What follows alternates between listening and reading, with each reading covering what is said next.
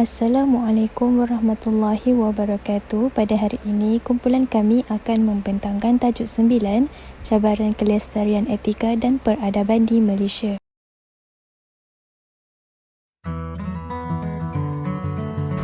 Isi kandungan yang akan kami bentangkan ialah pendahuluan, kerangka menganalisis masyarakat kepelbagaian dan negara bangsa, mengurus matlamat pembangunan lestari dan wawasan kemakmuran bersama, kelangsungan kelestarian negara melalui etika dan peradaban, mengharmonikan pengalaman negara dan antarabangsa, dan terakhir ialah kesimpulan.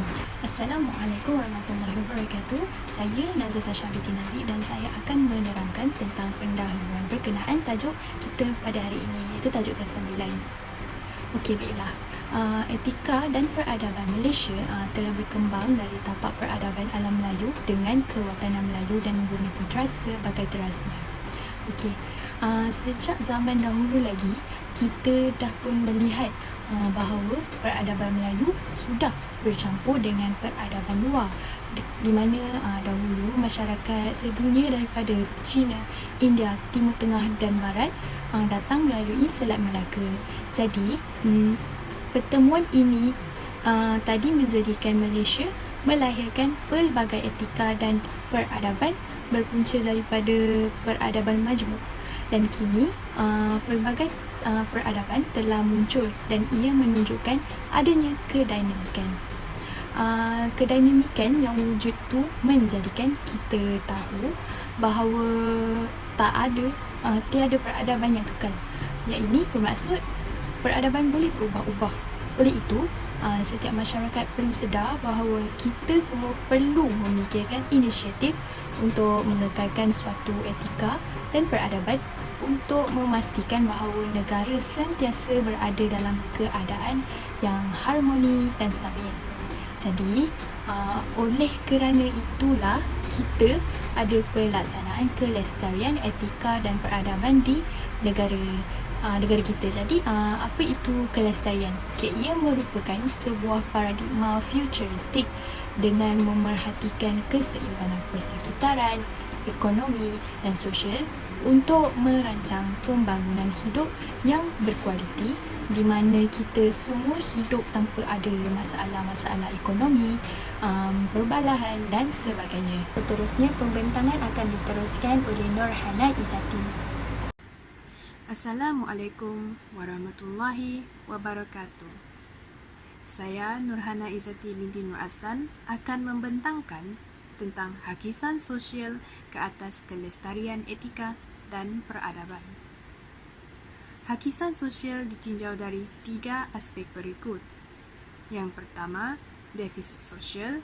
Yang kedua, tadbir urus dalam pembangunan.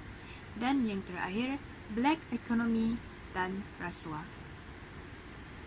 Saya akan mulakan pembentangan saya dengan menjelaskan tentang defisit sosial.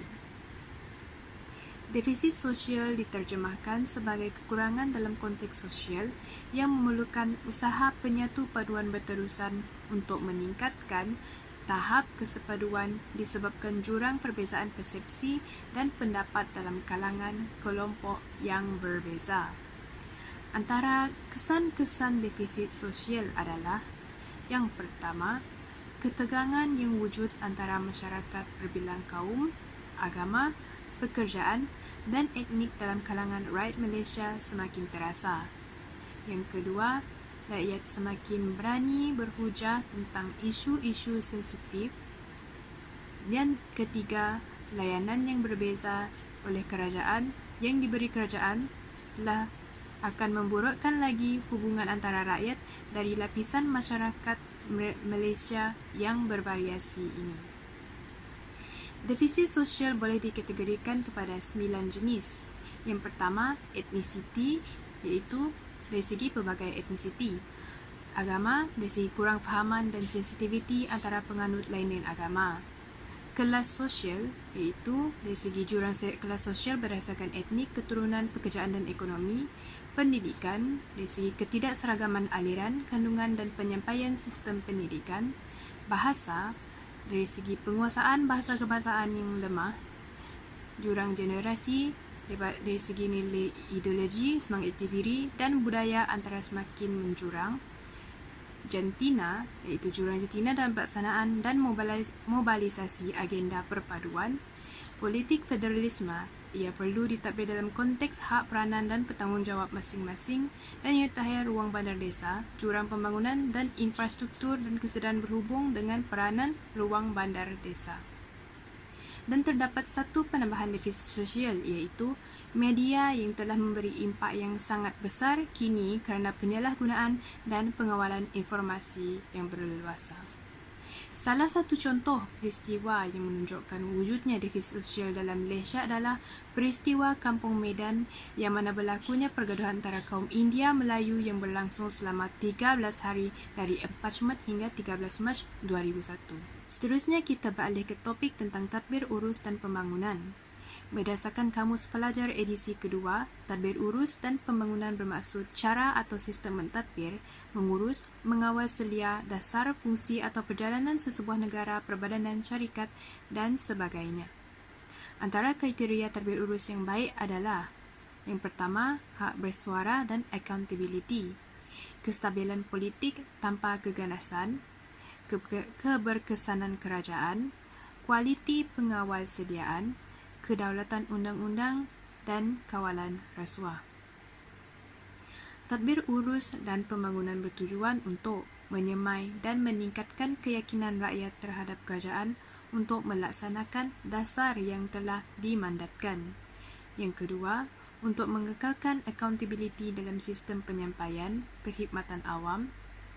Yang ketiga, menjamin kesejahteraan sosial dan ekonomi rakyat dan masyarakat. Keempat, menjamin perpaduan demi kestabilan negara. Kelima, matlamat menjaga keselamatan negara. Namun begitu, banyak yang masih memerlukan penambahbaikan bagi mengusahakan pembangunan lestari. Antara sebabnya adalah perpaduan antara rakyat pelbagai kaum agama dan etnik juga semakin renggang. Yang kedua, perebutan kuasa dalam negara antara ahli-ahli politik menyebabkan keadaan politik negara yang tidak stabil. Jenayah rasuah masih berleluasa dan rakyat golongan B40, B40 masih memerlukan perhatian dan bantuan dari aspek kebajikan. Aspek hakisan sosial yang terakhir adalah black economy dan rasuah. Black economy atau pasaran gelap merupakan sebuah pasaran barangan atau perkhidmatan yang berjalan di luar rasmi. Dalam kata lain, kegiatan black economy adalah kegiatan yang tidak bermoral dan salah di sisi undang-undang seperti rasuah, pencemaran alam, pelacuran, pekerja asing tanpa dokumen, pembalakan, dadah, judi, dan akhir sekali, perdagangan manusia.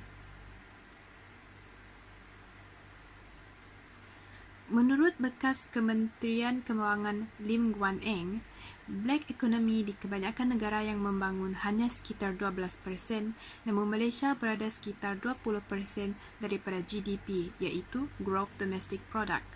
Contoh yang mudah dan amat ternama dalam sejarah black economy di Malaysia adalah kes 1MDB. Kes 1MDB menyebabkan Malaysia berhutang sebanyak RM51 bilion yang mengambil masa antara 20 ke 30 tahun untuk dilangsaikan, dan pentadbiran Pakatan Harapan ketika ini harus mengisi lubang RM150 bilion yang ditinggalkan oleh Barisan Nasional sebelumnya. Seperti negara lain, Malaysia juga tidak lepas dari kegiatan rasuah.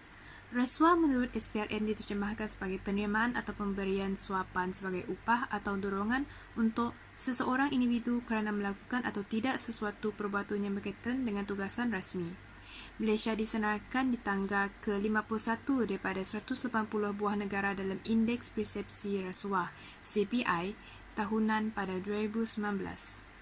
Rasuah mempunyai banyak jenis seperti wang, hadiah, bonus, undi, perkhidmatan dan lain-lain.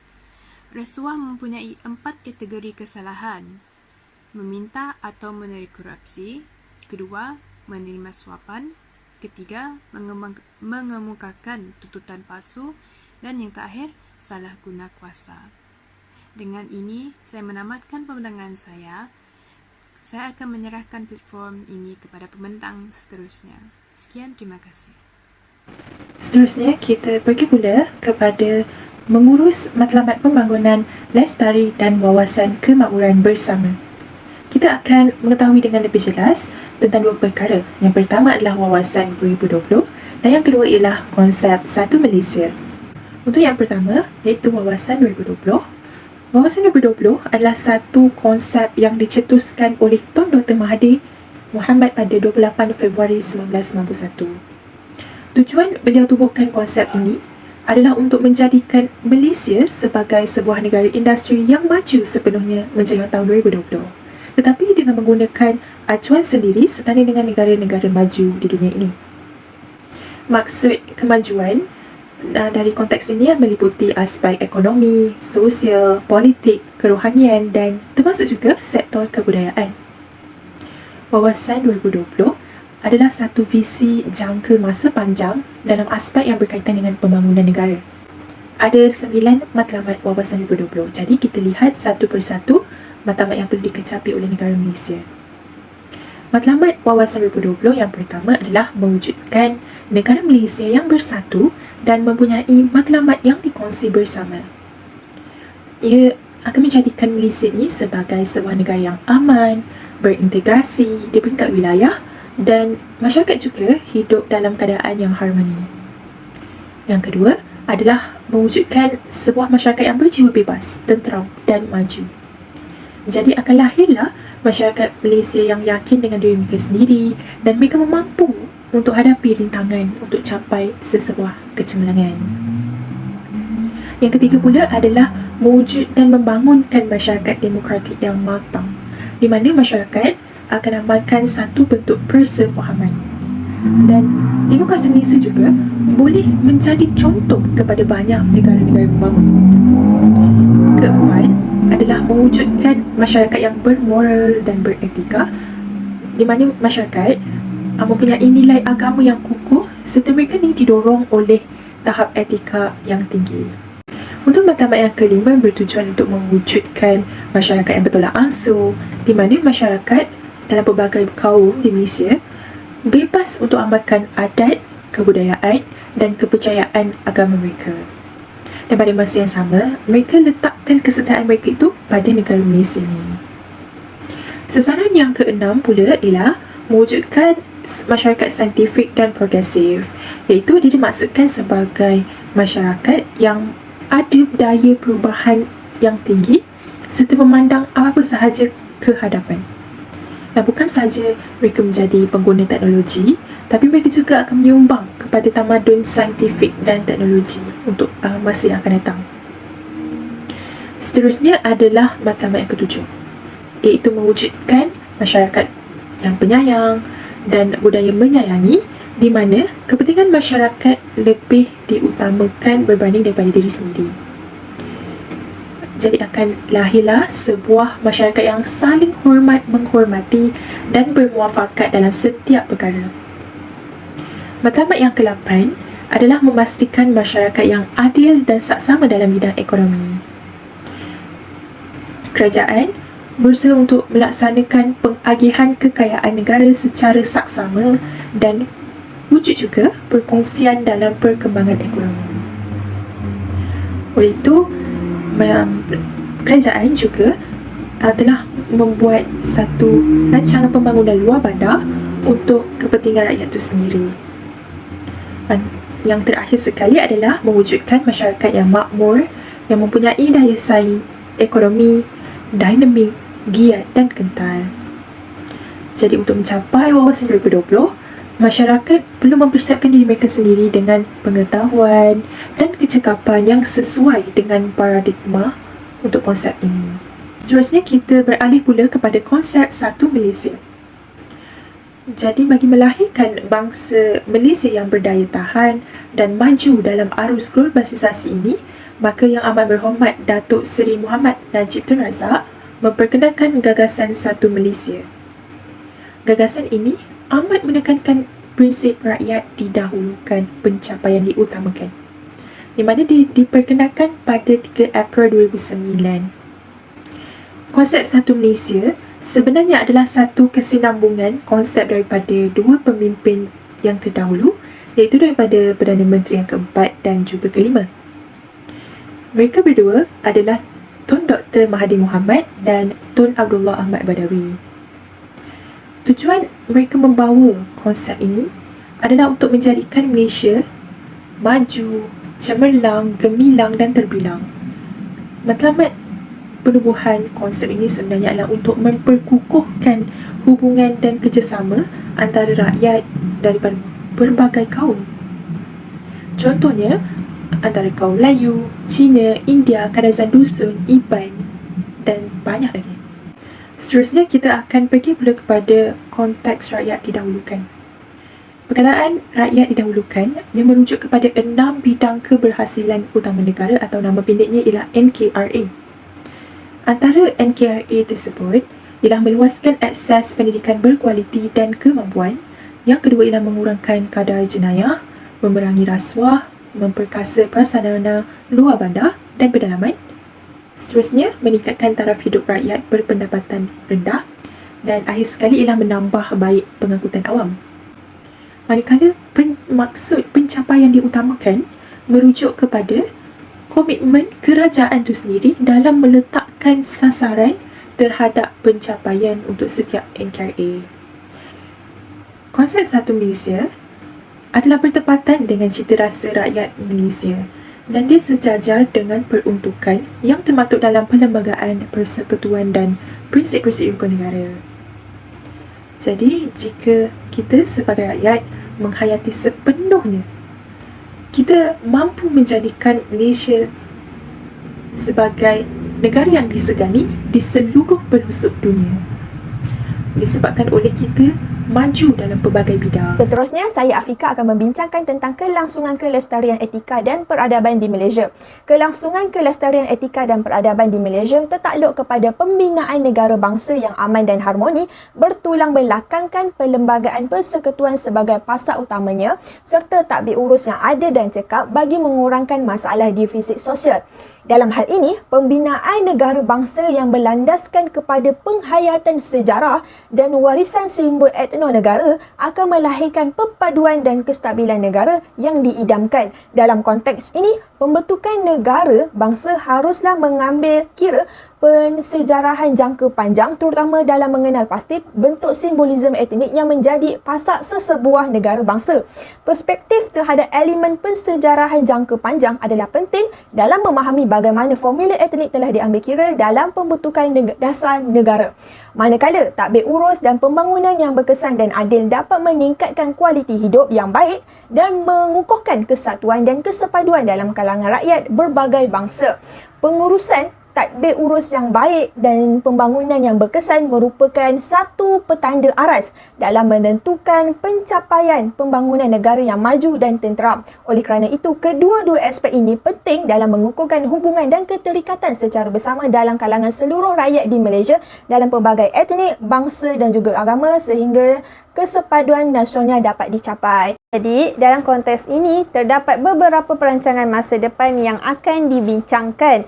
Antaranya, Wawasan Kemakmuran Bersama, Rancangan Malaysia ke-12 dan Pembangunan Lestari. Dan seterusnya, Kesepaduan Nasional dan Perpaduan Negara yang mana ini akan disampaikan oleh Nazwa Tasha. Perancangan yang pertama adalah Wawasan Kemakmuran Bersama 2030.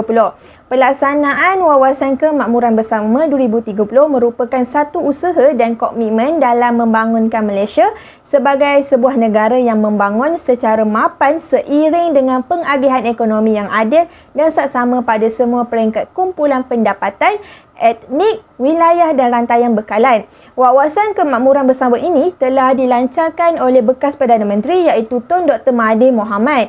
Pelaksanaan Wawasan Kemakmuran Bersama merupakan satu agenda dalam melonjakkan ekonomi negara dan merapatkan jurang ekonomi dalam kalangan masyarakat. Ini seiring dengan matlamatnya iaitu menyediakan taraf hidup yang wajar kepada semua lapisan rakyat Malaysia yang pada tahun 2030. Oleh kerana itu, apabila ekonomi ini diagihkan secara adil tanpa membelakangkan sesetengah pihak atau etnik, maka kesepaduan dapat dicapai yang mana membolehkan rakyat hidup secara aman dan harmoni tanpa prasangka yang buruk antara satu sama lain. Terdapat 3 objektif dalam membentuk wawasan kemakmuran bersama, iaitu pertama, pembangunan untuk semua, iaitu melalui penstrukturan ekonomi yang lebih progresif berpandukan ilmu dan penilaian yang tinggi dengan pelibatan yang menyeluruh dari semua lapisan masyarakat. Yang kedua, menangani jurang kekayaan dan pendapatan, iaitu membendung ketidaksamaan supaya rakyat yang ketinggalan dapat dibawa bersama dalam arus kemajuan negara. Yang ketiga adalah membina negara bersatu, makmur dan bermaruah. Seterusnya muncul sebagai paksi ekonomi Asia. Yang kedua adalah Rancangan Malaysia ke-12. Rancangan Malaysia ke-12 iaitu bagi tempoh 2021 hingga 2025 merupakan agenda perubahan landasan pembangunan negara jangka sederhana yang mana dilaksanakan bagi tujuan menangani isu semasa dan memulih serta merancangkan kembali pembangunan sosioekonomi Malaysia untuk kemampanan dan kemakmuran jangka panjang. RMK ke-12 ini telah digubal ketika dunia sedang mengharungi cabaran getir sewaktu pandemik COVID-19. Pelan pembangunan dengan matlamat keluarga Malaysia makmur, inklusif, mampan sejajar dengan pelaksanaan wawasan kemakmuran bersama 2030 dan Agenda 2030 merupakan satu agenda yang membolehkan setiap rakyat tanpa mengira bangsa, agama dan etnik menikmati taraf hidup yang lebih baik. Rancangan Malaysia ke-12 telah digubal bertunjangkan kepada 3 dimensi utama, iaitu usaha ke arah pemberkasan ekonomi, kerekayasaan sosial dan kemampanan alam sekitar. Ketiga-tiga dimensi ini saling melengkapi antara satu sama lain bagi memastikan Malaysia mencapai objektif model pembangunan yang baharu ke arah kemakmuran bersama yang adil dan saksama. Pencapaian untuk memacu keluarga Malaysia ke arah negara maju dan berpendapatan tinggi serta kalis cabaran pada masa depan tidak bermakna jika masih ada yang terpinggir daripada arus pembangunan. Dan kerana itu, matlamat ini bertujuan memastikan semua rakyat dapat mengecapi kebahagiaan bersama-sama sebagai satu keluarga tanpa mengira tahap pendapatan, agama, bangsa dan kaum. Dan yang seterusnya adalah pembangunan lestari. Konsep pembangunan lestari memperlihatkan satu usaha dan pendekatan bagi membolehkan penduduk mendapatkan kehidupan yang terancang dan sejahtera. Pemupukan pembangunan lestari amat penting dalam membudayakan masyarakat yang hidup secara harmoni dan aman tanpa persengketaan dalam pelbagai perbezaan kelompok etnik dan agama menerusi nilai dan sikap lestari. Pembangunan lestari merupakan satu paradigma untuk memastikan persekitaran fizikal yang dihuni oleh masyarakat berada dalam keadaan terkawal dan mampu memenuhi keperluan hidup generasi kini tanpa perlu mengorbankan peluang generasi akan datang. Pembangunan lestari tertumpu kepada 3 tonggak utama, iaitu alam sekitar, ekonomi dan juga sosial. Ketiga-tiga komponen ini saling menyokong antara satu sama lain dan tidak boleh tercicir salah satunya dalam mengekalkan kelestarian negara.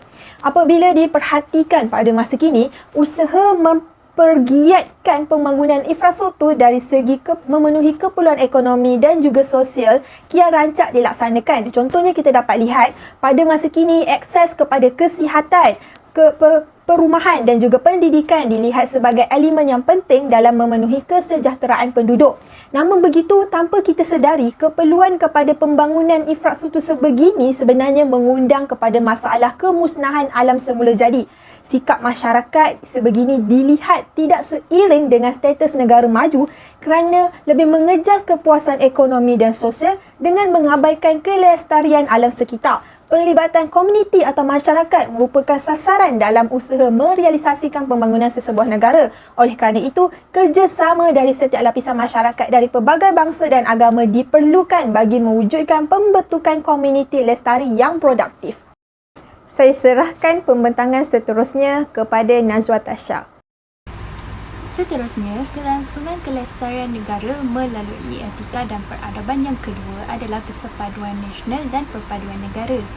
Jadi, Kesepaduan Nasional merupakan pelaksanaan untuk menyatukan masyarakat yang mempunyai perbezaan budaya dan latar belakang sosial seperti negara kita, Malaysia, yang mempunyai pelbagai kaum di mana masing-masing mempunyai budaya tersendiri dan norma kehidupan sendiri. Jadi, Kesepaduan Nasional ini tujuannya adalah untuk melahirkan satu bangsa Malaysia yang terdiri daripada pelbagai etnik yang hidup bersatu padu. Okey, seterusnya, perpaduan pula ialah proses untuk menyatupadukan rakyat dan penduduk Malaysia untuk membentuk sebuah identiti bersama dan sebuah perasaan kebangsaan melalui ideologi negara. Okey, ideologi negara kita adalah Rukun Negara Malaysia. Okey, secara umumnya Rukun negara itu sendiri tujuannya adalah untuk membentuk satu masyarakat yang adil dan saksama supaya kemakmuran negara terjamin dan kita juga berada dalam suasana yang aman tanpa menimbulkan perasaan yang negatif antara satu sama lain dalam kalangan masyarakat. Okey, seterusnya ia juga adalah untuk mencapai perpaduan yang lebih erat selari dengan perpaduan negara itu tadi. Seterusnya, tadbir urus dan pembangunan yang baik akan membina kesepaduan nasional hingga berlaku pengukuhan kepada perpaduan negara.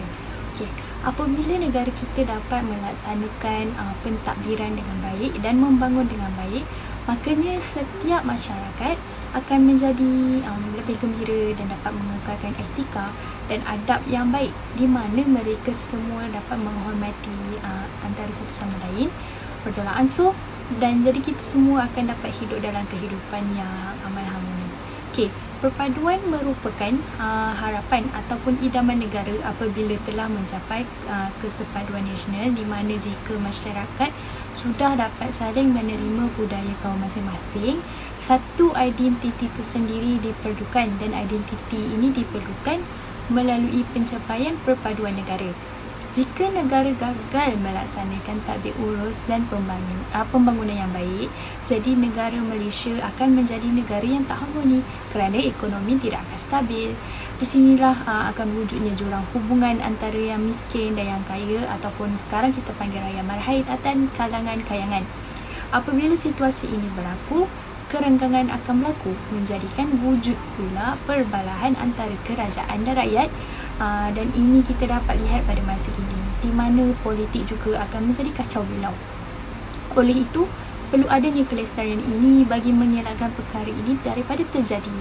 Jika ia berjaya dicapai, maka negara akan melahirkan warga negara yang saling bertolak ansur, dapat berkongsi norma kehidupan bersama-sama dan justru itu mendorong kita kepada mewujudkan negara yang berstatus maju, di mana negara kita akan dijadikan contoh kepada negara-negara di luar.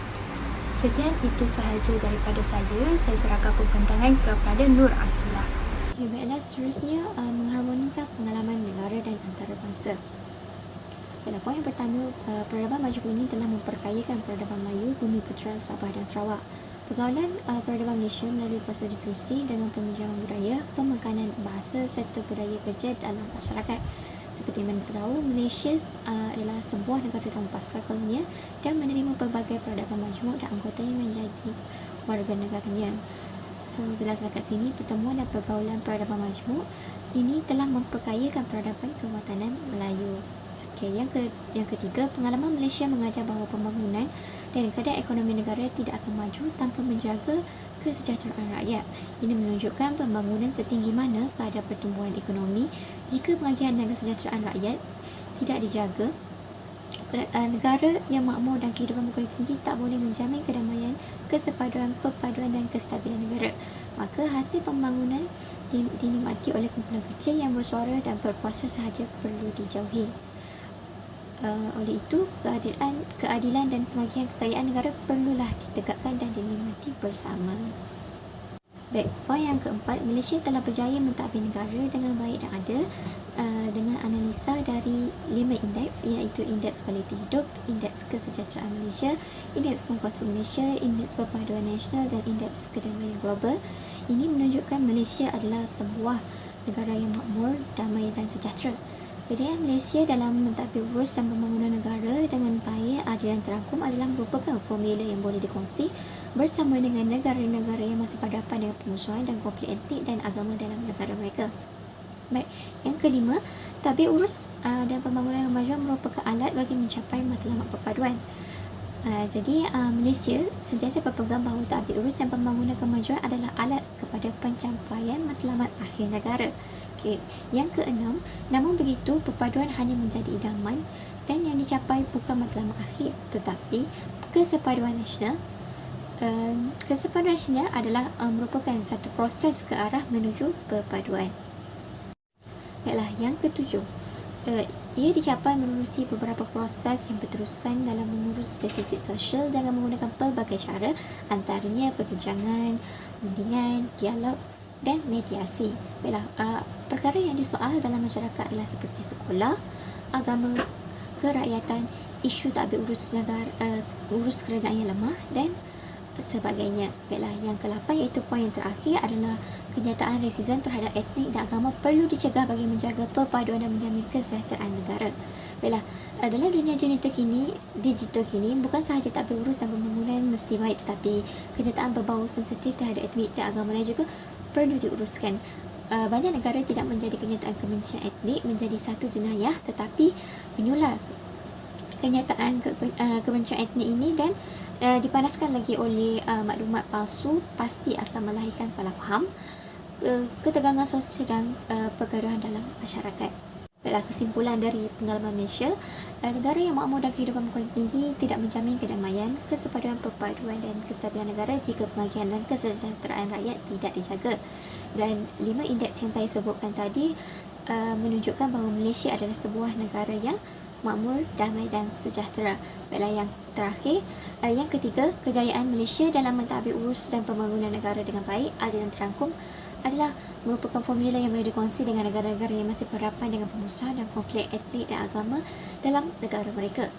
Dan pengalaman Malaysia ini perlulah dikongsi sama ada di peringkat negara-negara jiran, sewilayah dan sedunia dalam membina keharmonian, kestabilan dan kemajuan ketemodernan sejagat, di mana potensi pengupayaan personaliti manusia untuk berdikari dan membina jati diri sendiri diutamakan. Baiklah, sedikit info tambahan. Seperti yang kita tahu, rukun negara telah melafazkan ikrar untuk mencapai wawasan negara yang dimulai dengan prinsip agama dan diakhiri dengan kesopanan dan kesusilaan sebagai cerminan peradaban. Di sini kita dapat lihat sejauh mana pun teknologi berkembang, asas kemajuan akan tetap berbalik kepada pembangunan manusia itu kembali. Dan di sini jugalah rasional di mana nilai etika dan peradaban diangkat dan dimartabatkan kembali untuk kemajuan ekonomi dan sosial yang seimbang pada masa akan datang. Sebagai negara moden yang melakar masa depan lebih dinamik dan berusaha memposisikan diri sebagai negara maju, cabaran berterusan dalam arus globalisasi dan pasca kemudian menjadi realiti perlu ditangani sebaik mungkin. Baiklah, itu sahaja daripada saya. Saya serahkan kembali kepada Afika untuk meneruskan pemerintahan. Kesimpulannya, keharmonian dan kesejahteraan dalam masyarakat hanya akan dapat dikecapi sekiranya wujud penerimaan dan sikap saling hormat menghormati terhadap perbezaan budaya diiringi nilai murni yang luhur dalam diri masyarakat. Kelestarian etika dan peradaban merupakan elemen yang sangat penting dalam kehidupan seharian masyarakat dan kerana itu kewujudannya mesti dikekalkan dan dipertahankan sepanjang masa. Etika dan peradaban yang wujud mencerminkan jati diri rakyat di Malaysia dan pembentukannya bukanlah sesuatu yang mudah, dan kerana itu kerjasama dari semua pihak sangat diperlukan bagi membentuk kelestarian dan etika dan peradaban yang unggul di Malaysia. Itu sahaja daripada kami. Sekian, terima kasih.